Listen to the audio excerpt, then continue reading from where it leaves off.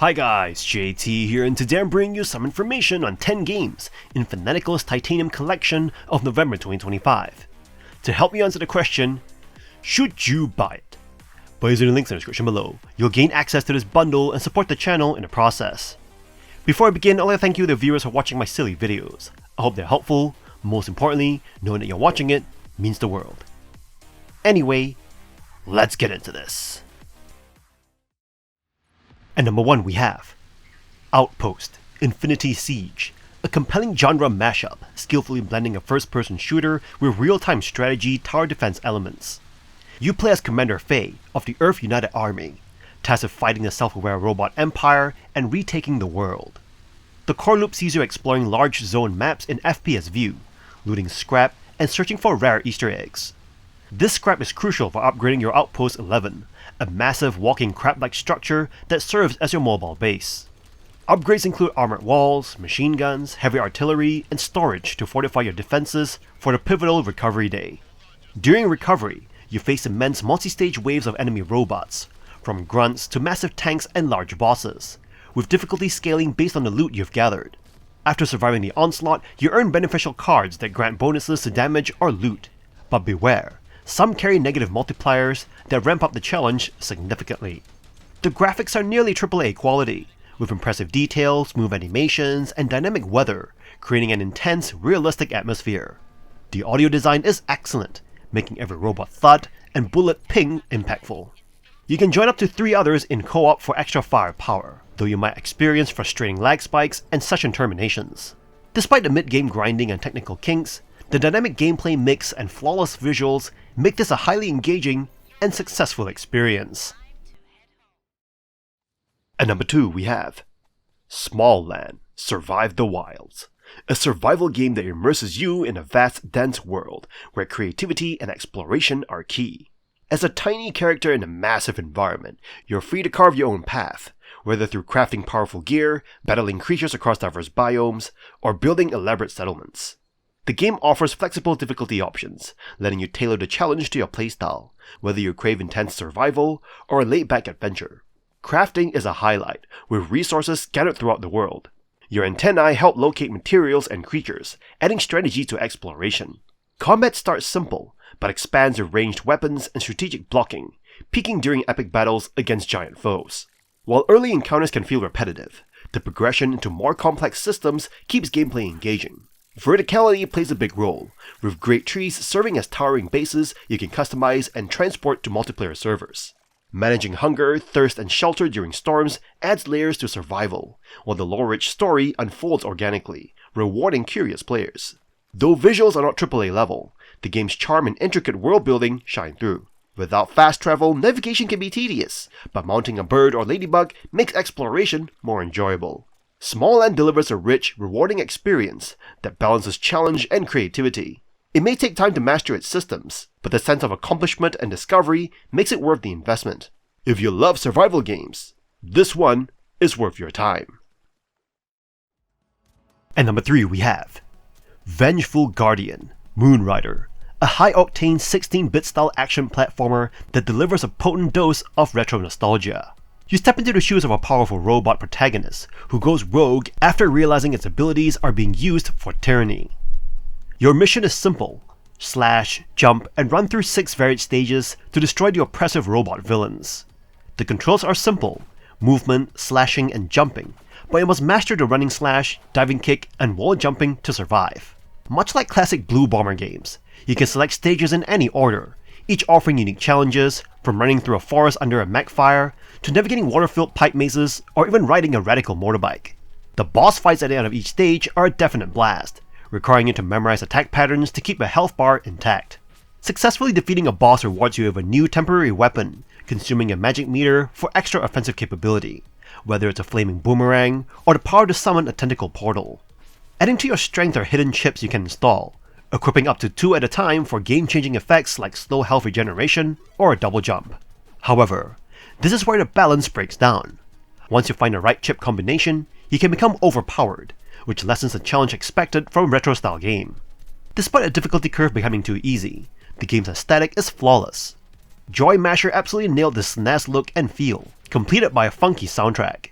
The runtime is perfectly retro, clocking in around 2 hours. If you crave chunky pixels, fast action, and a massive hit of 16-bit charm, you should dive into this treat. At number 4 we have Roots of Yggdrasil, a highly addictive turn-based strategy, roguelike, and deck-building game set in the aftermath of Ragnarok. You take on the role of Sana, captain of a Viking crew, whose mission is to restore the broken world tree, Yggdrasil, using the Holt as your base of operations, a compelling story hook that immediately draws you into Norse mythology. The core gameplay revolves around embarking on randomized loops through the 9 realms to gather resources. When you land on an island, you use your deck of cards to construct a temporary settlement. Cards increase population, resource production, and might, which you can use to explore and deal with threats like Draugr encampments. The gameplay will strongly appeal to you if you enjoy hexagon-based strategy and board games. As your settlement grows, you unlock more powerful cards, adding customizable strategy to your runs. The objective is to bloom saplings to refuel your ship and continue your ascent up Yggdrasil before the dreaded Ginnungagap, a dark fog, consumes your settlement. This creates intense tension, as the fog constantly forces you to move. Failing a loop is expected, but not disheartening, because even failed runs reward you with resources to upgrade the Halt. These permanent upgrades make future loops easier and increase your odds of success. The game features charming hand-drawn character art and simple, elegant map design. The audio is a treat for the senses. The music evokes Norse mythology, and the ambient noises heighten immersion. While there's a slight learning curve, the gameplay is intuitive, challenging, and highly rewarding. If you love roguelikes, deck builders, and the rich world of Norse mythology, you should absolutely give this engaging adventure a try. At number 5 we have Witchy Business, a cozy hand-drawn shop simulator where you manage your very own witchcraft store. This charming job simulator perfectly blends potion brewing chaos with the comfort of a small business setting, offering a casual and genuinely captivating experience right from the start. Your day is split between your bustling shop and your peaceful sanctuary garden. In the shop, the magic meets mayhem as you quickly take customer orders, sell handmade potions, wands, and artifacts, and even hex thieves into frogs with a quick click. You must be quick, as customer patience wears thin and unhappy familiars, like Lucifer, demand attention. Meanwhile, the sanctuary is where you chill out, harvest herbs, explore for oddities, and meditate to earn bonuses, balancing action with comfort. The potion crafting is a highlight. You can follow numerous recipes or experiment freely, playing minigames to combine plants, minerals, and oddities in the correct order to brew the perfect batch. The game offers tons of customization and upgrades for your shop, and the world subtly changes based on your reputation, ensuring no 2 weeks are exactly the same. You can choose to play in the relax mode for a chill vibe, or mayhem mode for more intense coin earning. The game is praised for its gorgeous, cohesive art style, calming music, and the satisfying stress-free routine of gentle magic. However, some players find the core loop quickly becomes repetitive, noting the lack of a deeper story or visual novel elements with the Coven of Witches. Despite the minor grind, this is a beautiful and addictive simulator for fans of cozy, casual, witchy games. At number 6 we have Starship Troopers Terran Command, a chaotic RTS that excels in tactical bug fights, but lacks a bit of narrative depth. This game places you in command of the mobile infantry as they battle swarms of arachnids on the desert mining planet Qualasha. The gameplay focuses on intense shootouts, desperate defenses, and evacuations, delivering a satisfying yet sometimes overwhelming experience. You start with basic rifleman squads, and gradually unlock more unit types, including powerful power armor squads. The game requires you to choose the right forces and position them strategically, as units block each other's lines of fire, necessitating careful planning to maximize your firepower. The game's core strategy revolves around creating kill zones, maintaining overlapping fields of fire, and managing reinforcements. The missions are not puzzles with a single solution, but challenge you to adapt based on the types of bugs you encounter. From snipers taking out long-range spitters to rocketmen dealing with heavily armored scorpions, each unit plays a crucial role.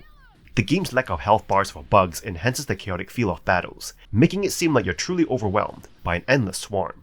Terran Command does have its drawbacks, such as an inadequate alert system and the need for constant micromanagement. The absence of a formation system and the requirement to manually trigger special abilities can make battles frantic. Additionally, the game could benefit from more narrative elements and options to add depth and replayability.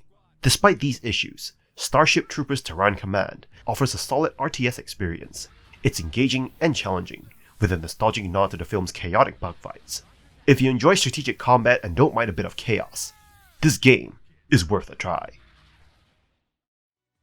At number 7 we have Vampire Hunters, a unique first-person shooter that aggressively combines the adrenaline of classic shooters with the innovative auto-firing mechanics of a vampire survivor-style roguelite, creating an experience defined by bullet-heaven mayhem. This game immediately thrusts you into steampunk-inspired gothic levels overrun by thousands of undead creatures. The core appeal lies in the sheer absurdity of your arsenal. You can stack up to 14 different weapons, from classic revolvers and shotguns to high-pressure holy water hoses and magic frogs, to craft impossibly awesome and mind-blowing builds. The satisfaction is in a pure power fantasy, turning into a walking fortress of destruction as you level up and unlock ever-increasing firepower. You'll quickly find yourself giggling as you erase entire legions of vampires in a single storm of bullets and particle effects. The gameplay loop is highly addictive, offering the crucial just one more try feeling inherent to the roguelite genre. You select the unique hunter and collect various artifacts that provide insane yet useful upgrades like slowing time or spawning space beams. When you die or finish a 30-minute run, you earn points for meta progression, which provides permanent stat boosts to make you stronger for the next attempt. The tone is lighthearted, cheesy, and fun, complemented by exciting electronic disco music. While the game is praised for its explosive action, some players find that once you overcome the initial difficulty hurdle, the endgame content can feel repetitive and easy, leading to low motivation after unlocking everything.